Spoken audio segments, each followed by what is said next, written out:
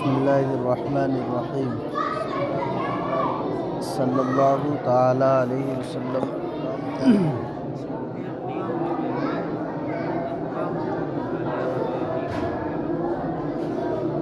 بحث چل رہی ہے عام خاص، خاص عام، مشترک اور مؤول کی۔ دلیل حصر انہوں نے ذکر کر دی تھی کہ لفظ اگر ایک معنی پہ دلالت کرے گا، یا تو ایک معنی پہ دلالت کرے گا یا زیادہ پہ، اگر ایک پہ دلالت کرے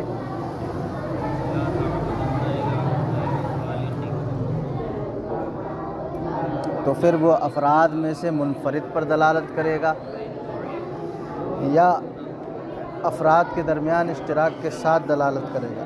اگر تنہا دلالت کرے تو وہ خاص ہے، اور اشتراک کے ساتھ دلالت کرے تو وہ عام ہے۔ اور اگر زیادہ معنی پہ دلالت کرے گا تو اس کی بھی دو صورتیں انہوں نے بتائی تھیں، یا تو مشترک کے معانی میں سے کوئی ایک معنی تعویل کے ذریعے ترجیح پا جائے گا، راجح ہو جائے گا، یا راجح نہیں ہوگا۔ اگر راجح ہو جائے تعویل کے ذریعے تو فرمایا کہ وہ مؤول ہے، ورنہ تو وہ مشترک ہے۔ یہ دلیل حصر انہوں نے بیان کی تھی۔ اب یہاں سے بتلا رہے ہیں، کہتے ہیں فالمؤول فی الحقیقۃ انما هو من اقسام المشترک الذی دل صیغۃ و لغۃ۔ یہاں سے ایک اعتراض کا جواب دے رہے ہیں کہ بھی ذکر چل رہا ہے لفظ کی وضع کے اعتبار سے اقسام کا، لفظ کی نظم کی اقسام کا وضع کے اعتبار سے ذکر چل رہا ہے۔ لفظ ایک معنی کے لیے وضع کیا گیا ہے یا زیادہ کے لیے۔ اگر ایک معنی کے لیے وضع کیا گیا ہے تو وہ دو حال سے خالی نہیں ہے، یا تو منفرد پر دلالت کرے گا یا اشتراک پر دلالت کرے گا، اشتراک کے ساتھ دلالت کرے گا۔ ٹھیک ہے، تو نظم کی اگر منفرد پہ دلالت کرے تو خاص، اشتراک کے ساتھ دلالت کرے تو عام، اور اگر زیادہ معنی پہ دلالت کرے گا تو یا تو کوئی ایک معنی ترجیح پا جائے گا تعویل کے ذریعے، یا ترجیح نہیں پائے گا۔ اگر ترجیح پا جائے تو وہ مؤول ہے، اور اگر ترجیح نہ پائے تو وہ مشترک ہے۔ اعتراض یہ ہے کہ مؤول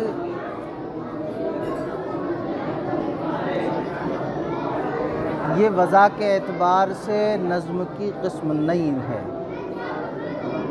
کیسے کہتے ہیں؟ نظم وضع کے اعتبار سے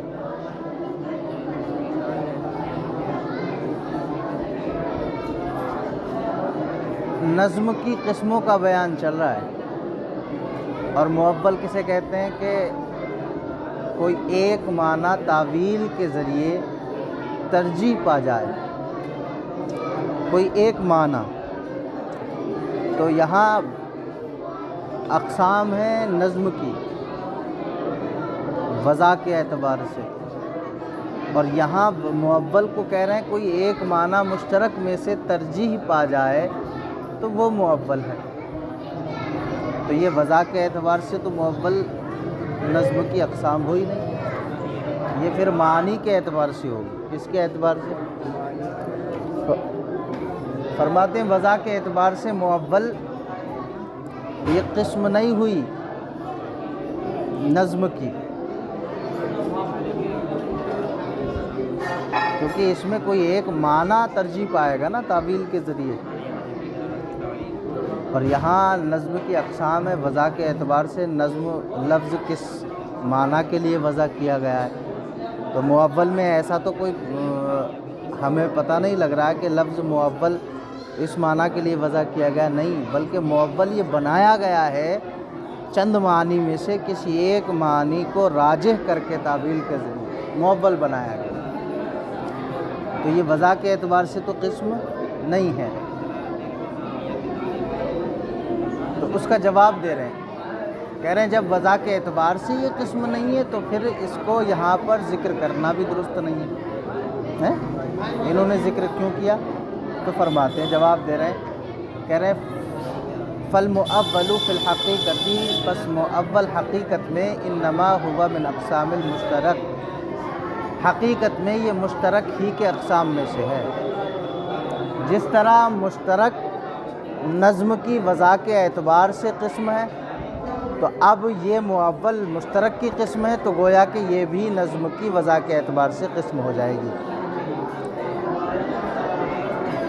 مشترک وضع کی قسم ہے، لفظ کی قسم ہے وضع کے اعتبار سے، تو قسم کی قسم بھی قسم ہوتی ہے، قسم کی قسم بھی قسم ہوتی ہے. جیسے دوست کا دوست دوست ہوتا ہے، ایسے ہی قسم کی قسم بھی قسم ہوتی ہے.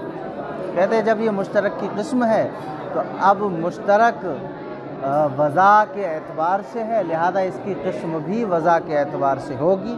جب قسم وضع کے اعتبار سے ہوگی تو یہاں اس کا ذکر کرنا بھی درست ہے. سمجھ گئے؟ فرماتے ہیں فالمؤول فی الحقیقتی، تو مؤول حقیقت میں انما ہوا من اقسام المشترک، بے شک وہ مشترک کے اقسام میں سے ہے، الذی وہ مشترک دل جو دلالت کرتا ہے صیغۃً و لغۃً، صیغے اور لغت کے اعتبار سے، جو دلالت کرتا ہے صیغے اور لغت کے اعتبار سے، یعنی وضع کے اعتبار سے، مشترک جو وضع کے اعتبار سے دلالت کرتا ہے. وَإِنْ كَانَ مَفْعُولُ فِعْلِ التَّأْوِيلِ الَّذِي مِنْ شَأْنِ الْمُجْتَهِدِ، اگرچہ یہ فعل تعویل کا مفعول ہے، اس فعل تعویل کا مفعول ہے الذی من شان المجتہد، جو مجتہد کی شان ہے، جو مجتہد کا کام ہے. بھئی ترجیح کون دیتا ہے معنی کو؟ مجتہد. چند معنی، ایک لفظ آیا اس کے 3-4 معنی ہیں، ایک لفظ آیا اس کے 3-4 معنی ہیں کہ اس کا یہ بھی معنی ہو سکتا ہے، یہ بھی ہو سکتا ہے، یہ بھی ہو سکتا ہے، یہ بھی ہو سکتا ہے. لیکن مجتہد نے کسی ایک تعویل کے ذریعے ایک معنی کو ترجیح دے دی، تو یہ کام کس کا ہوا؟ مجتہد کا. کہتے ہیں وَإِنْ كَانَ مَفْعُولُ فِعْلِ التَّأْوِيلِ الَّذِي مِنْ شَأْنِ الْمُجْتَهِدِ، اگرچہ یہ فعل تعویل کا مفعول ہے جو مجتہد کا کام ہے. سمجھے؟ اگرچہ یہ مفعول ہے فعل تعویل کا، لیکن یہ مشترک کی اقسام میں سے ہی ہے. سمجھ گئے؟ اور مشترک یہ وضع کے اعتبار سے نظم کی قسم ہے، لہذا اس کی قسم بھی قسم ہوگی. تو مؤول بھی وضع کے اعتبار سے نظم کی قسم ہو جائے گی. اب ایک بات ذہن میں اور آتی ہے کہ بھئی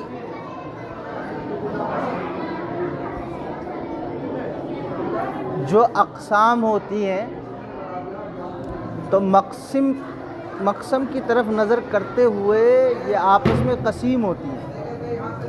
آپس میں کیا ہوتی ہیں؟ جیسے کلمہ کی 3 قسمیں، اسم، فعل، حرف. تو آپس میں یہ قسم ہے کس کی؟ کلمہ کی، اسم، فعل، حرف، لیکن آپس میں یہ قسیم ہے مقسم کی طرف نظر کرتے ہوئے. کیوں؟ اسم ہوگا تو یہ قسیم ہوگا فعل اور حرف کا، اور فعل یہ قسیم ہے اسم اور حرف کا، اور حرف یہ قسیم ہے اسم اور فعل کا. تو آپس میں کیا ہے؟ یہ قسیم ہیں. تو یہاں نظم کی وضع کے اعتبار سے جو 4 قسمیں ہیں، خاص، عام، مشترک، مؤول، یہ بھی آپس میں قسیم ہونا چاہیے. آپ نے کہا مؤول مشترک کی قسم ہے، مؤول، تو اس میں یہ تو قسیم نہیں ہے. قسیم میں تضاد ہوتا ہے، اقسام میں آپس میں کیا ہوتا ہے؟ تضاد اور تباین ہوتا ہے. لہٰذا انہوں نے مؤول کو مشترک کی قسم گنوایا، تو اس میں تضاد تباین نہیں ہے، اس میں تضاد اور تباین نہیں رہا. جب تضاد تباین نہیں ہے تو پھر یہ قسیم بھی نہیں ہوگا. تو اس کا بتا رہے ہیں، جواب دے رہے ہیں کہ دیکھیں حقیقت میں اگر آپ دیکھیں تو تباین اور تضاد موجود ہے، اس اعتبار سے کہ مشترک کے کئی معنی آتے ہیں، مشترک کے 3-4 معنی آتے ہیں، اور مؤول کوئی ایک معنی پہ دلالت کرتا ہے. جسے تعویل کے ذریعے راجع ہو جائے جو معنی اس معنی پہ معول دلالت کرتا ہے، اور مشترک میں ایسا نہیں ہوتا، وہ کئی معنی پہ دلالت کرتا ہے، تو تضاد ہے تضاد موجود ہے، حقیقت میں تباین و تضاد ہے، یہ قسیم ہے، لیکن یہ جو تعویل کے ذریعے نظم کی قسم ہے یہ بطور مجاز ہے۔ کیا ہے؟ ہاں، بطور مجاز۔ بات سمجھ میں آئی نا؟ فرماتے ہیں وَالثَّانِي فِي وُجُوهِ الْبَيَانِ بِذَلِكَ النَّظْمِ، اور دوسری تقسیم اس نظم کے بیان کے اقسام میں ہے، دوسری تقسیم اس نظم کے بیان کے اقسام میں ہے، ای التقسیم الثانی، یعنی دوسری تقسیم فی طرق ظہور المعنی و خفائہ، یعنی دوسری تقسیم معنی کے ظہور اور معنی کے خفا کے اقسام میں ہے، بذالک النظم، اس نظم کی، المذکور فی تقسیم الاول، وہ نظم جو مذکور ہے تقسیم اول میں، من الخاص والعام، یعنی خاص اور عام، وہ نظم جو تقسیم اول میں مذکور ہے یعنی خاص اور عام، تو کہتے ہیں اس نظم کی ذریعے معنی کے ظہور اور معنی کے خفا کے اقسام کے بیان میں ہے یہ دوسری تقسیم۔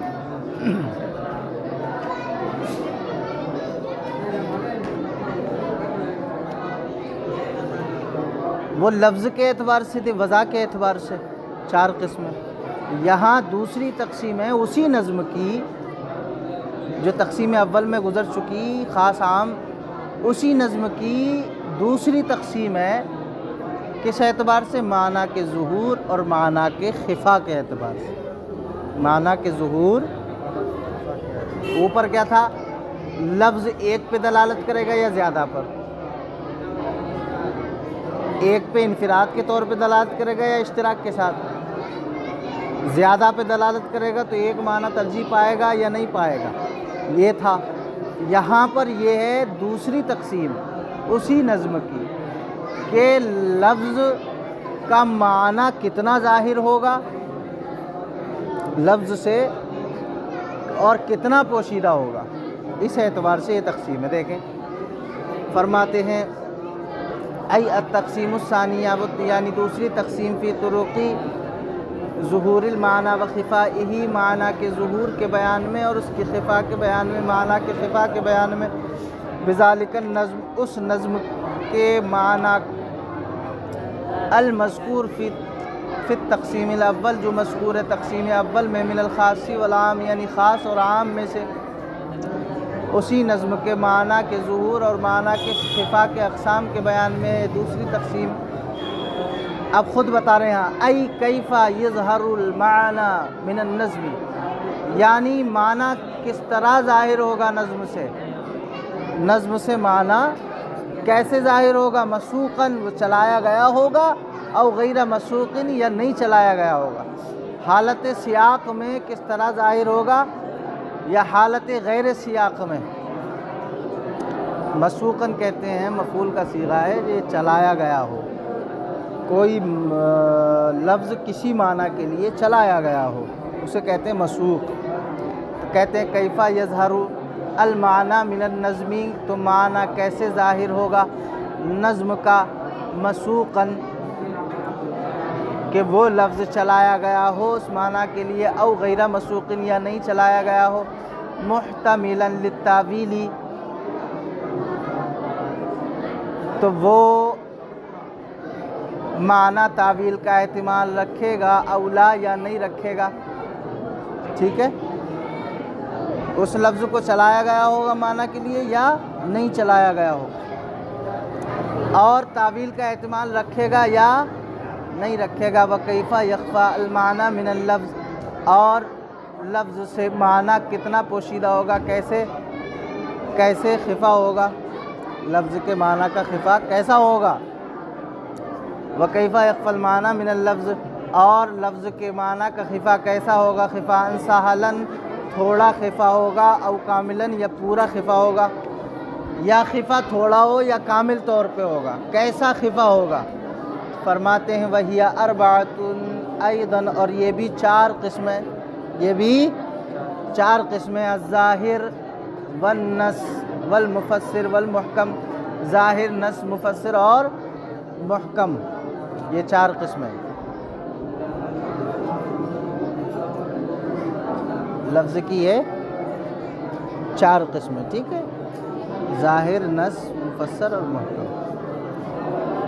بس چلو بھائی.